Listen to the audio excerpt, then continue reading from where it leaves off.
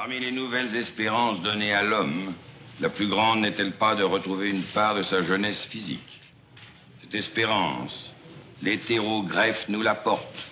Le docteur Génessier est un célèbre chirurgien spécialisé dans la greffe. Sa fille, Christiane, se retrouve défigurée dans un accident dont il est responsable. Il va alors la faire passer pour morte afin de la garder dans son laboratoire pour tenter de lui faire refaire un visage de manière non conventionnelle. À l'aide de son assistante, Louise, il va piéger des jeunes femmes au visage similaire pour le transposer sur celui de sa fille.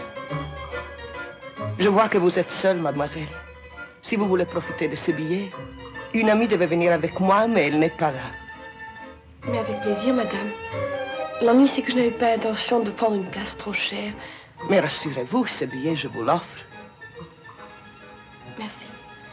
Ce film français, sorti en 1960, s'est inspiré de ce qui s'est fait précédemment dans le genre horrifique pour créer cette œuvre d'influence majeure pour tout ce qui suivra. On retrouve ainsi des scènes dans un cimetière, un manoir inquiétant situé au cœur d'une forêt, une sorte de savant fou qui mène des expériences interdites dans son propre laboratoire, et aussi des jeunes filles d'une vingtaine d'années comme victimes en première ligne. Les yeux sans visage, avec ses choix de lieux et en frôlant avec le fantastique, est une sorte de film de référence pour le thriller d'horreur, et est même un précurseur du film gore.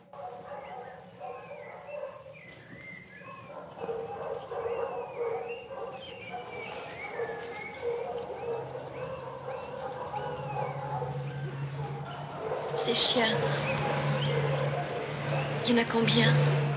Vous voyez, vous serez bien gardé.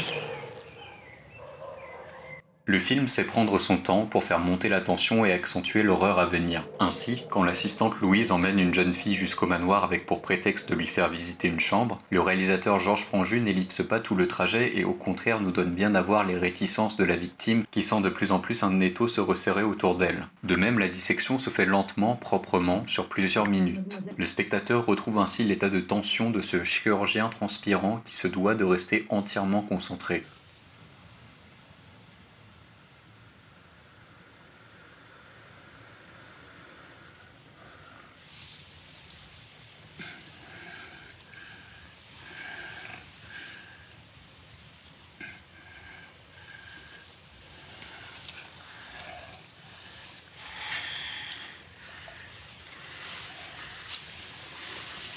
Le père incarné par Pierre Brasseur touche presque par son obsession à vouloir rendre à sa fille une existence normale. Il n'est pas un monstre sadique qui pratique ses expériences pour une jouissance personnelle. Il veut sincèrement aider et sauver sa fille. Mais son obsession l'aveugle jusqu'à faire de sa fille un cobaye au même titre que tous les animaux contenus dans son laboratoire qui, une fois libérés, ne manqueront pas de reconnaître leur geôlier.